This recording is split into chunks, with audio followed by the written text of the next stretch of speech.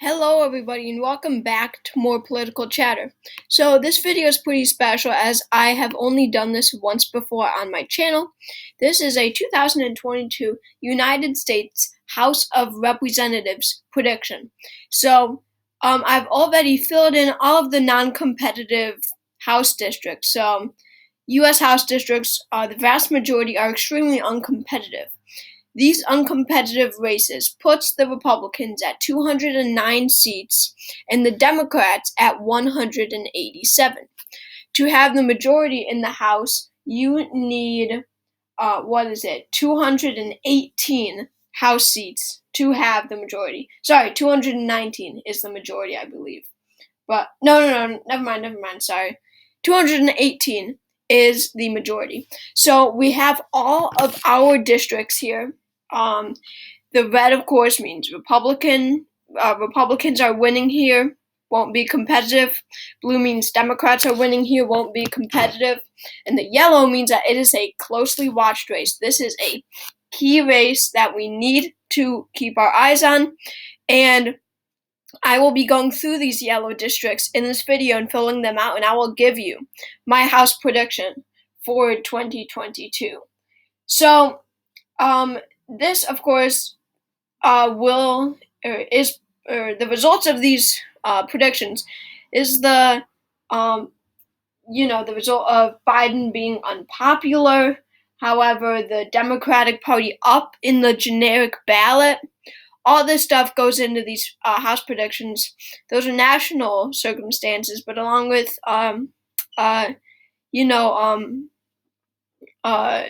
circumstances related to the. Never mind. Just watch the video. So let's start off from west to east. So I will not be doing margins in this video. A few of these seats would be likely, a lot of them actually, but I did not do that. I didn't feel like it. So we will just be doing we'll just be filling them out. No likely or lean or tilt. So let's start off with Oregon's 6th district. This is this is Oregon's 6th right here. This is an open district, meaning that we don't have any incumbent running again. This is a district that is expected to go to the Democrats by a lean margin, and I would be comfortable giving it to the Democrats at this point in time. Oregon is a state that does disapprove of Joe Biden, but also a state where Biden won here by 13 or something. He won, or no, it was more than that. He won it by a safe margin. He won it by about 16% or something like that. 16%, yes, that's right. Especially Oregon 6 is not like a hugely rural district. It's near the west coast. It's near the coast. I see it going to the Democratic Party. And then we have Oregon's 5th. This one, or the one right next to it, in the yellow. Now this one is expected to be a bit more competitive because we had Kurt Schrader, the incumbent, running for his 7th term, and he was defeated in his primary for Senate. So it really depends on whether or not the new Democratic nominee, I forget her name, it is a woman, can she, return those Schrader voters, because it was a very close primary. However, with this division in the Democratic Party, we're seeing division in the Republican primaries all across the country. But in this one, I see this division in the Democratic Party really weakening them. And I see the Republicans pulling out a win in Oregon's 5th district. So we're done here. So in Oregon, that gives the Democrats 4 seats and the Republicans 2.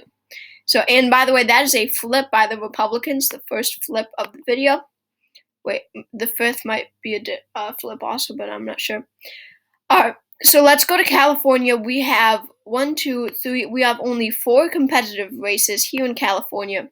The first one being right in, first one being in the 13th district. This is an open district right here in the middle. The one right below that is the 22nd district. We have David Verlato running for another term, and then we have we have Mike Garcia's district. Of course, that one is always competitive. That's the 27th district, and we'll get to that other district because extremely tiny. We would have to zoom in. So, starting off with the 13th. The 13th is, as I said, an open district. Polls are expecting this one to go to the Democrats. And I mean, especially with California being such a Democratic state, I really see it tough for Republicans to outperform polls in a state like California. And I see this race going to the Democrats. The one right below it, the 22nd district. This one is different because we do have an incumbent. We do have David Verlato, and the incumbency factor I see, in my view, is very undermined. No, that's not the word. Is very well. Most people don't realize how much of an impact it really has on the race. I see the incumbency factor as something huge. I think that races would be much more closer if there was always a new candidate, because people, especially if we have a Democratic incumbent, we'll use this example. If we have a Republican incumbent, Republicans will be a lot more willing to vote for this Republican because they know who he is and they trust him rather than a new nominee. So I see the 22nd district going to the Republicans.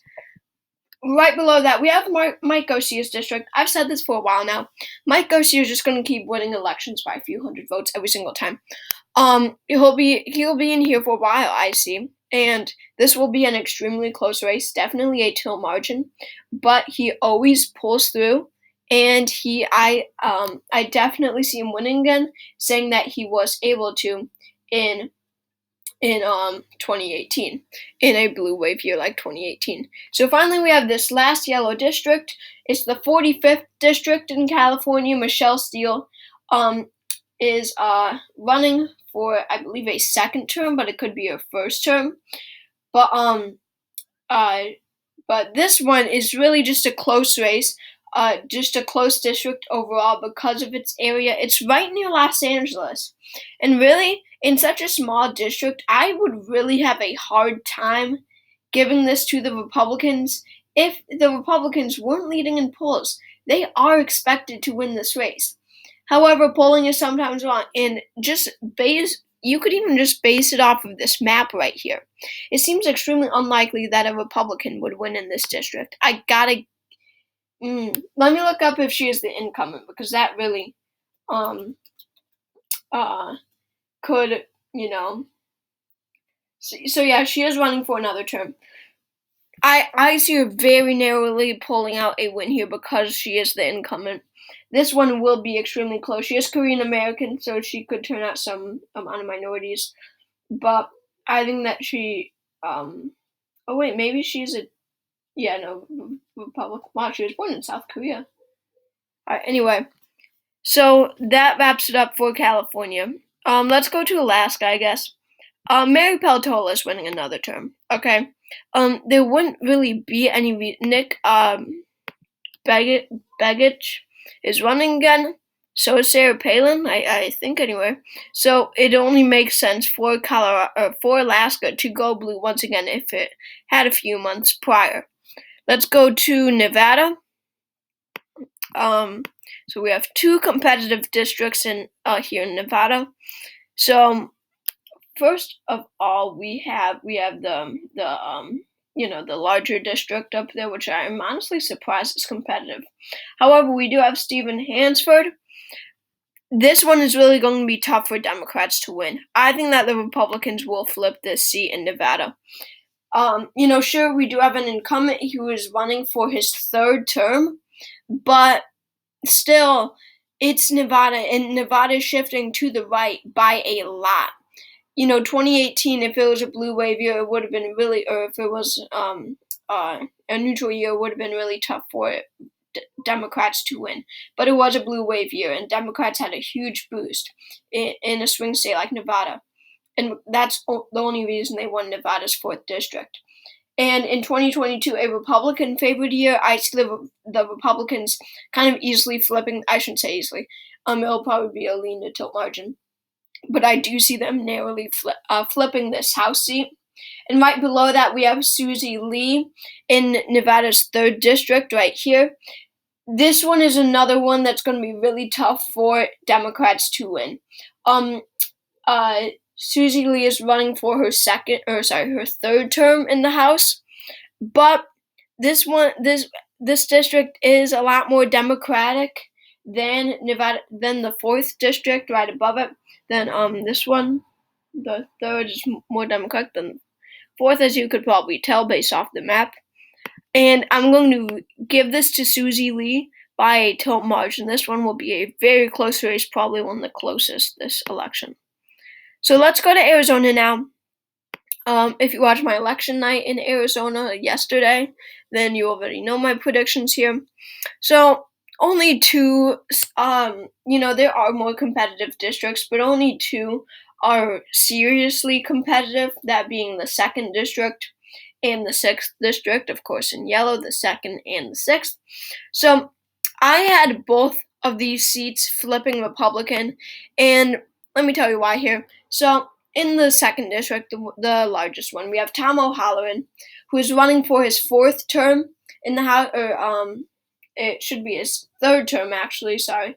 But he doesn't fit the Arizona politician, right? Arizona is going to be a more moderate state. Tom O'Halloran might be a bit moderate, but he is just going to be seen as another typical Democrat.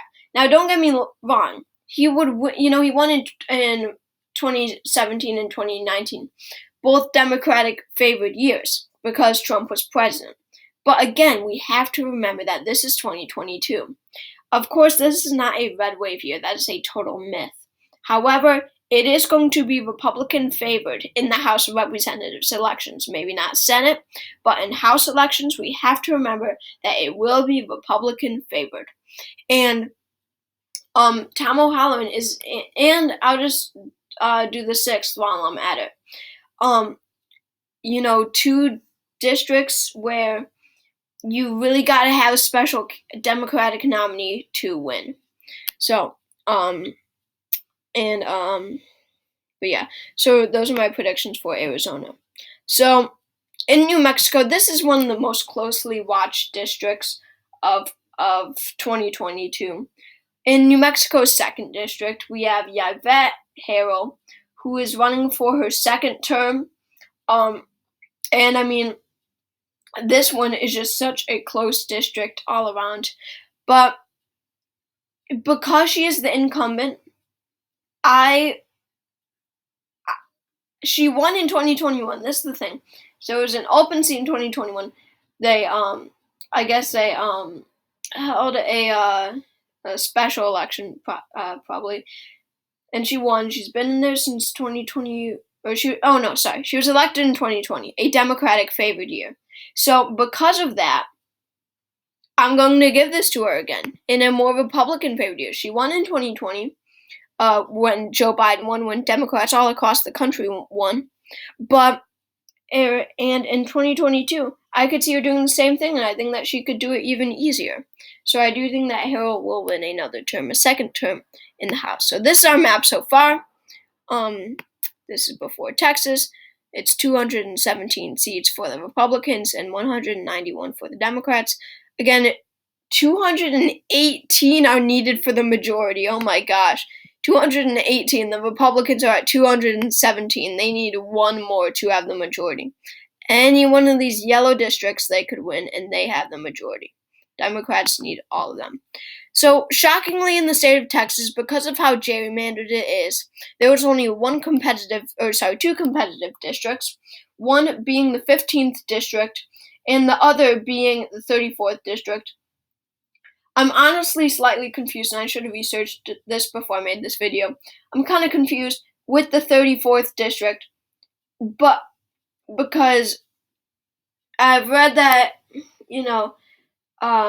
Mayor Flores and Vincent Gonzalez were redistricted together, but I thought that Flores had won already. She flipped the seat or something. And so yeah, I don't know what to do, but yeah, she is running again. Yeah. So maybe it was a special election or something, but they're running again. And I see Flores winning. She was able to win in I believe it was 2021, possibly it was 2020. And she is a pretty popular person all across the country. I mean, people are looking at her race saying, "Wow, this is the type of candidate we need in elections." But I could see her winning again. And in the 15th district, right next to it, it is an open district. It is expected to go to the Republicans. And I mean, Texas, was really shifting blue for a while, but lately it has been shifting red again. So I see the Republicans winning here. And that gives them 219 seats with Flores. They win majority in the U.S. House. So yeah, I definitely think that the Republicans will be winning a majority. I mean, it's impossible to make a map where the Democrats win. They are winning the majority in the House. So anyway, let's move on to Colorado. Let's move over. So, alright, this view is alright. We're going to do Colorado, Kansas, and Iowa all at once because this is the best view we could get. Alright, so in Colorado, the 8th district is the one you see here. It is an open district, and it is extremely narrowly expected to go to the Republicans based off of polling. And this is a Republican district in its history, right? And especially with Biden being underwater, Republicans very favored this election cycle. I really do see the Republicans pulling out a win here in the 8th district. So in Kansas, one of the most closely watched districts in the country, really, Sharice Davids is the current representative, and she is running for her, should be her second term, possibly third, in the House, and this is the 3rd congressional district in Kansas. So, does she win re-election? I think she does. She's pretty popular. She's well known throughout the country. She has great name recognition, really everywhere, and most importantly, we have to remember that Kansas residents are very moderate. The Kansas Republicans are very moderate. If you remember, the abortion referendum passed by like 18 points when polls were expecting it to be denied by 2 points, right? So I see Sharice Davids winning another term, very narrowly, of course. And then going up to the 3rd congressional district in Iowa, I see the Republicans flipping this seat. Yet another flip for the Republicans. We have, not sure how to say this lady's name. It's Cindy Axne, I guess. Cindy Axne. Yeah, I'm going to go Cindy Axne. But Cindy Axne is running for her second term, and possibly third, actually. But, let me think. No. Yeah, she's running for a third term in the House. And, what was I going to say? But she is in Iowa, and that is the problem. I mean, what we have to consider is that, of course, Iowa isn't a safe red state, right? They went to Trump by 8 in 2020. But what we have to remember is that the 4th district up here, where my mouse is, that is the only extremely conservative congressional district. The other two, the 2nd and the 1st, these two to the east of in eastern Iowa, are only about likely Republican. So that doesn't mean that the Republicans like gerrymandered Iowa to make only the 3rd district super Democratic.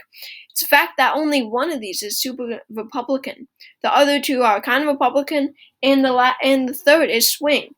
So with that, if that made even any sense, and I guess it only makes sense to me, but I see Cindy Axne losing re-election. I see the Republicans picking up this seat. All right, so let's go up to Minnesota. We only have one competitive district in Minnesota. That's the 2nd district. We have Angela Craig running for another term. I do see her winning another term.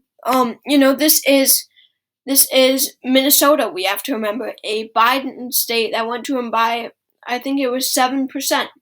And this is right in the metropolitan area of Minnesota, the Twin Cities. It's an area that Democrats should be doing well in. That gives the Democrats 4 seats and the Republicans 4 seats in Minnesota. Pretty fair split, in my opinion. I mean, it would kind of be crazy if Republicans won more seats than Democrats in Minnesota. And it's also crazy that the Republicans have this many seats in Wisconsin and the Democrats only have 2. So let's go on to Wisconsin. So we have this one somewhat competitive district in Iowa. And I'm immediately going to give this one to the Republicans. I really shouldn't even have made it competitive or a yellow district from the beginning. Because we did have Ron Kind here in Wisconsin's 3rd district, but he's been reelected since 1997, and he is not running again in 2022. So what's that show us? Shows us that back then, Wisconsin was much more Democratic, right? That's fact. When Ron Kind was elected. And he's been a very popular representative ever since, so it kind of makes sense that he's still winning in 2022. The thing is, Trump won this district by kind of a lot in 2020 and 2016. So, especially in a Republican-favored year, the Democrats are not winning the seat again with Ron Kind's retirement. All right, let's go down to Illinois, the second most gerrymandered state in the country. We have 2 competitive districts. In the 17th district, we have a Democrat who has won 5 terms but is not running again in 2022. And the 13th district down here is open. This one is kind of tough, but Biden isn't hugely unpopular in Illinois. We have to remember that. And especially with a very popular Democratic incumbent leaving Illinois 17th, that does give Democrats a pretty good boost in the 17th district, and I really would give them that district. The 13th district, I could very narrowly see them pulling by a win, mostly because of the polling data. Most polls are expecting Democrats to win this seat once again. All right, so Democrats actually do pretty well in Illinois, and they might not win this. You know what? I'm going to switch my prediction for the 17th. The 17th, yeah, I'm going to switch my prediction for them. I think that the Republicans will win the 17th. And look at the South. Absolutely no competitive districts, except for a couple in North Carolina. All right. Didn't mean to do that there. So we have 2 competitive districts in North Carolina. First, we have the 1st district, the big one right here, where we had G.K. Butterfield. He's been in there since 2004, and he served 10 terms, but he's not running again in 2022. So does that mean that the Democrats will win? I think that the Republicans will pick up this seat. I mean, once again, we have to remember that these are different times now, and people were only winning here a couple of years ago because they've been serving for so long and they're popular, So it's not the same energy and stuff. And it will definitely be a big blow to the Democratic Party not having North Carolina's 1st. And then North Carolina's 13th district, right below it right here. This is an open seat here. Polls are expecting Republicans to win. In North Carolina, it's not as competitive as it was back then. Obama won it. I believe he won it twice, but yeah, I believe he won it twice. And Trump only very narrowly won it in 2016. But then in 2020, he won it by a likely margin. But since 2016, it's gotten a lot more Republicans. We have to remember that since Trump, because Trump's so popular here, he gave Republicans a big boost in North Carolina. And I see them narrowly I don't know who served here before, but I see him winning the 13th district. Them winning the 13th district, I should say. All right, let's do Virginia's 2 districts real quick. So, first of all, we have the 7th district. We have Abigail Spanberger here. I actually drove through this district. It's pretty cool. I saw a huge Spanberger sign, and I was like, whoa, I didn't know I was in the 7th district right now. But anyway, so this 7th district, this is where the incumbency factor really comes into play. If we did not have an incumbent, I would give this to the Republicans. But Spanberger is popular, and people know who she is. That is the key. People know who she is. And I see her winning a 3rd term in the House.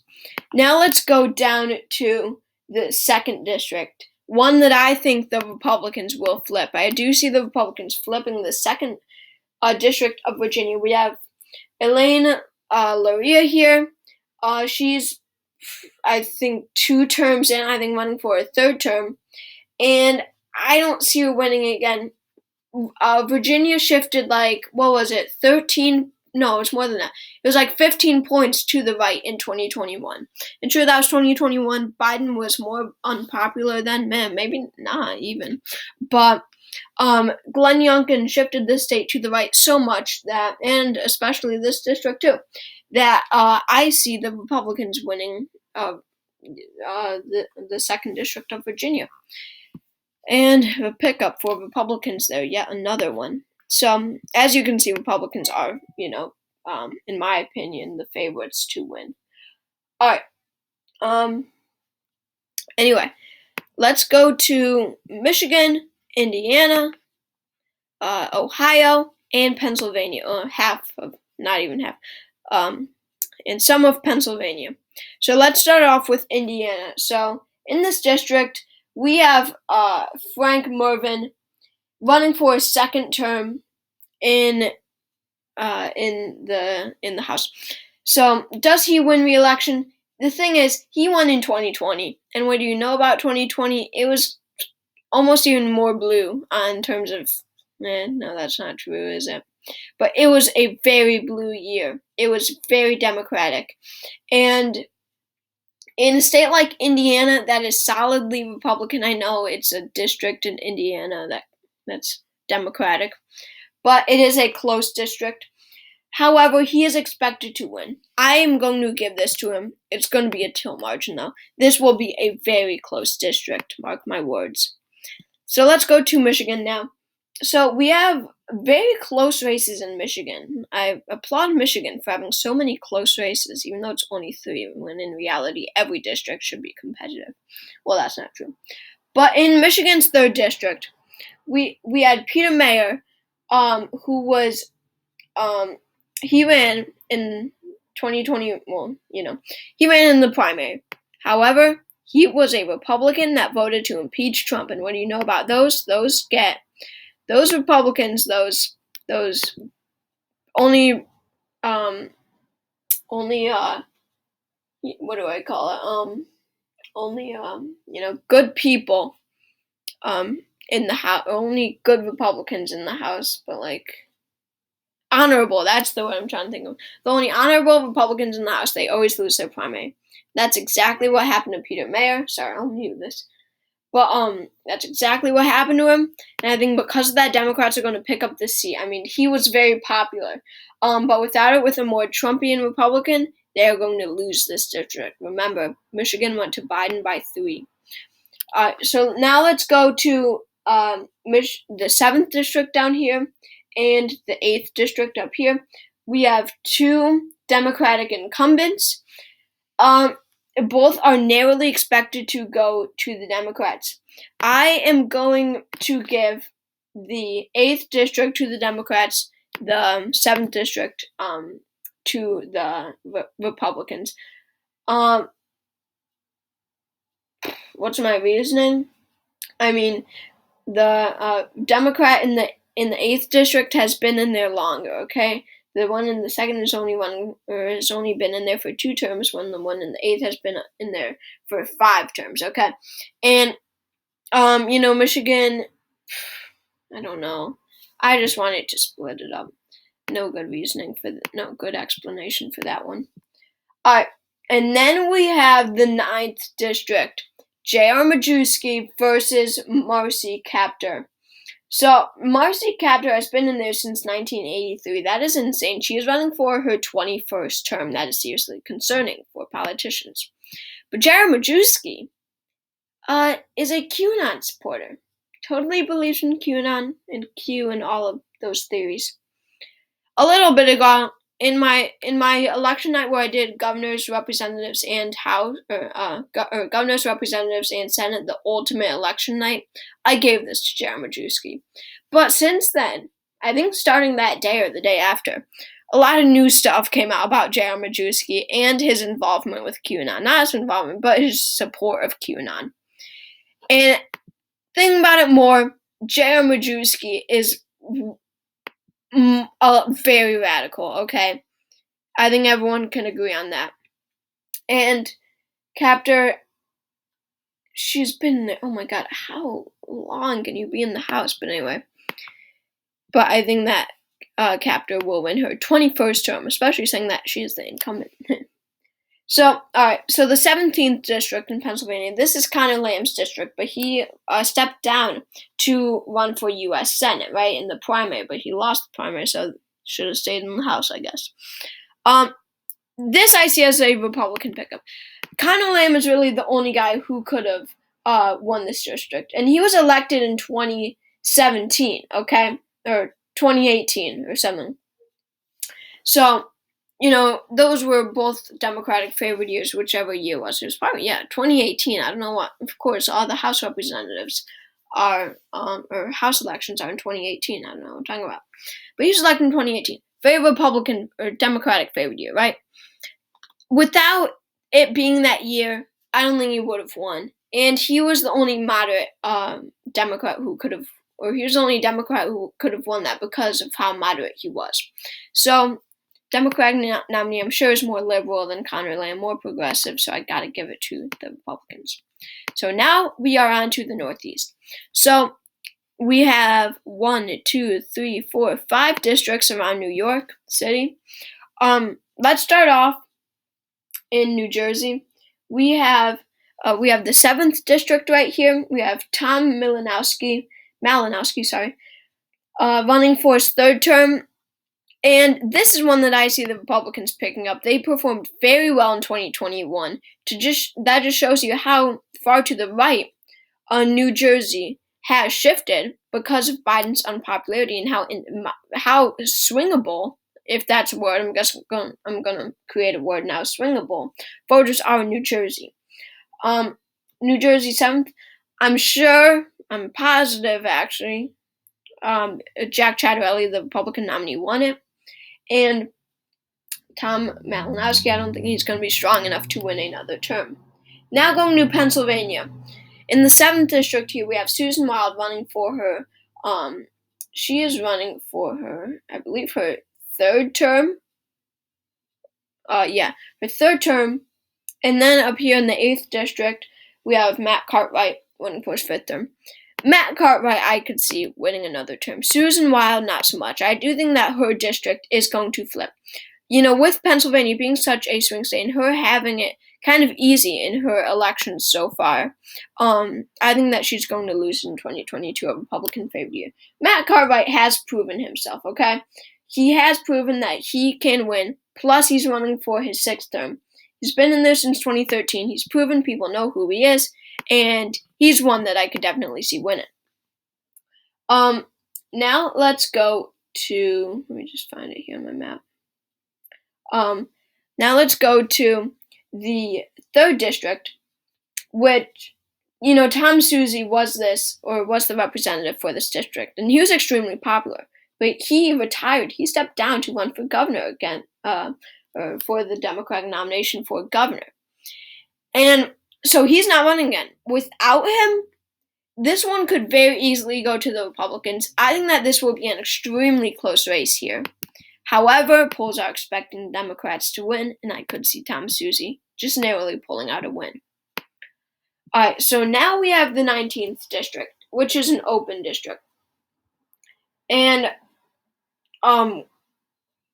so, what do I think about the 19th? So we had Pat Ryan down here in the 18th, but the 19th, I'm going to research a little bit about it.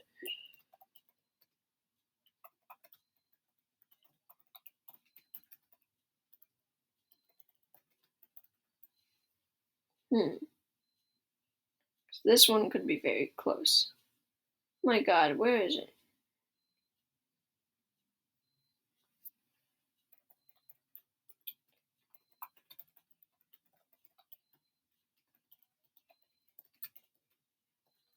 Sorry for the pause here. Here it is. Alright, so I need the 19th district, so I'm just going to look at the candidates and all that. And then I will make my decision off of that. Alright, there's the 18th and the 19th. So we have Josh. So this one's open. So it's going to be a new winner either way. So we have Josh Riley as the Democratic nominee, Mark Molinaro as the Republican nominee. Let's see what polls are expecting. So 538 was the newest poll, or sorry, no, Fox News was the newest poll, but we can never trust Fox. So 538 was the newest one besides that. That was taken on September 16th. They're saying this one's toss-up. But the Gerhardt Yang Research Group, no, that one was sponsored by Dems. We can't trust that. This one could be incredibly close, okay? However, Mark Molinaro really looks like a representative. He really looks like a winner, Really looks like a politician. So I'm going to give this one to the Republicans by a very narrow margin. Anyway, everyone's going to hate me on this one, okay? And I see some backlash other places on social media for my prediction on this. Alan Fung is winning. I see Alan Fung. He's running a great campaign, okay? Sure, there's that one picture of him in a Trump hat, but that's not going to sway voters too much. I mean, it kind of does, but he's running a great campaign, okay? He is making it known that he wants to work together with Democrats and Republicans, and in 2022, that is what people want. They want to stop, the extreme on both sides, and especially in a state like Rhode Island. This one will be extremely close, but I really do see Alan Fung being able to win in the state of Rhode Island. So we have two more districts. We have New Hampshire's, what is this? The first? Yeah, I'm sure it's the first. We have New Hampshire's 1st district. No, look at that, it's the 2nd. So we have the 2nd district of New Hampshire, and we have the 2nd district of Maine. So 2nd of New Hampshire, we have Chris Pappas. Oh, no, it is the 1st. Sorry, I was looking at the wrong thing.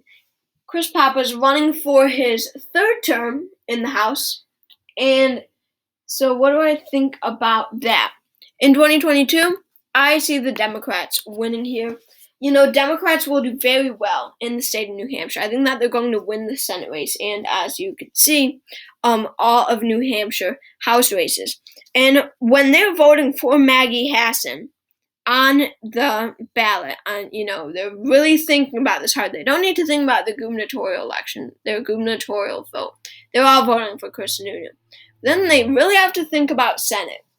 They're going to think the Democratic Party in 2022, what they've accomplished, how they feel about them. Most people are going to be like, yeah, I am voting for Maggie Hassan. And along with that, I'm going to vote for Chris Pappas, too. So I could see him very narrowly, or I do see him, I guess, very narrowly pulling out a win. And then we have Jared Golden in Maine 2nd District, who's like my 2nd favorite representative. But he really fits Maine 2nd District. He's a hard-working guy, white male, and he is a great symbol of the Democratic Party in 2022. Really what the Democratic Party symbol should be. Not saying white male. But I mean for Maine 2nd District. Hard-working guy. That's what the Democratic symbol should be in 2022. So, this is my House prediction for 2022. Pause the video if you need. I'm going to just be going through this so you can see. This was really long. Wow. I hope my screen recorder, I hope it pulled through with this. So if it didn't, I'm going to be really annoyed. Alright, so thank you for watching this video. Really long, I hope you enjoyed. Comment video ideas down below, and I'll see you all next time. Thanks again.